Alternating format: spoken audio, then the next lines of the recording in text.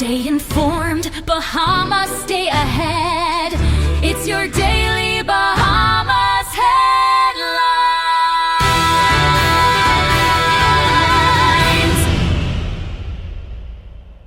Good morning. These are your Nassau Guardian highlights for January 21st, 2026, brought to you by your Daily Bahamas headlines, especially for people on the go and those who are visually impaired. Please don't forget to like, share, and follow our Facebook, YouTube, and WhatsApp channels. Every Bahamian has a story worth preserving. We can help you capture your family's legacy with a beautiful video biography, which will be shared on our Facebook and YouTube channels. If you or a loved one has Bahamian roots, call Barbara Wilson at 457-3188 to arrange an interview. Let's preserve our memories, our voices, and our history for generations to come. We begin with the main headline on today's Nassau Guardian. The Progressive Liberal Party's nomination process is intensifying as a large slate of hopefuls appeared before the party's candidates committee last night, drawing crowds of supporters and bringing traffic to a halt outside PLP headquarters.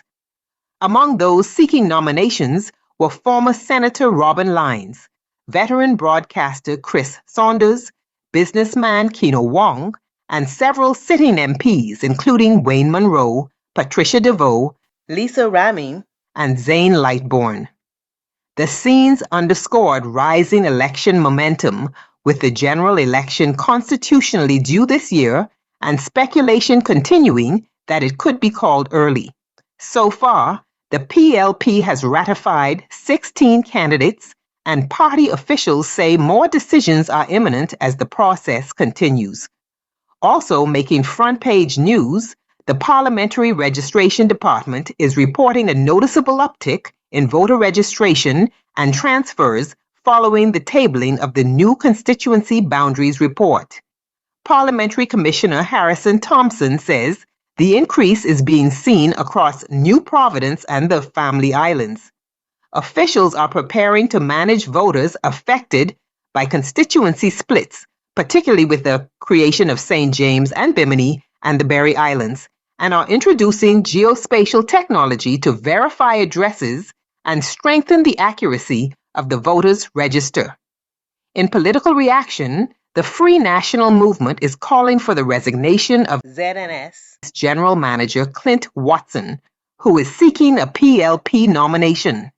FNM Chairman Dr. Dwayne Sands argues Watson's continued role at the national broadcaster while pursuing political office represents a serious conflict of interest.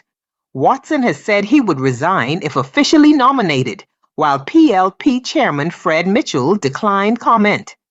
Turning to Grand Bahama, Trade Union Congress President Obie Ferguson is seeking an urgent meeting with Prime Minister Philip Davis amid reports that Grand Lucayan employees were sent home without pay. Ferguson raised concerns about unpaid wages, outstanding bills, and continued uncertainty surrounding the resort, warning that workers are bearing the brunt of long-standing delays and broken promises.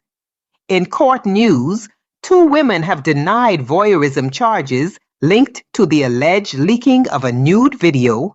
A former accountant has been charged with stealing nearly $500,000 from her employer, and an 18-year-old has been remanded in custody on a murder charge stemming from a fatal stabbing at a motel on East Street South. Now to the editorial. The Nassau Guardian argues that Bahamians deserve more than crumbs when it comes to cost of living relief. The paper criticizes the VAT removal on unprepared food, noting that average savings of about $11 per month per household fall far short of meaningful relief. The editorial calls for greater transparency on VAT revenues and urges policies that genuinely reduce the financial strain on families. In the letters to the editor, one writer echoes frustration over the VAT cut, describing it as election season optics rather than real help. Another letter addresses race, class, and justice, suggesting that Socioeconomic status, more than race alone, now drives unequal outcomes in the justice system. A further letter warns that the Grand Lucayan risks becoming Royal Oasis 2.0, with serious ripple effects for Port Lucaya and the wider Grand Bahama economy. Before we close, remember you can purchase a copy of today's Nassau Guardian or visit their website to read the full stories and additional coverage in today's edition. We'll leave you with this thought. Staying informed is not just a habit, it is a responsibility.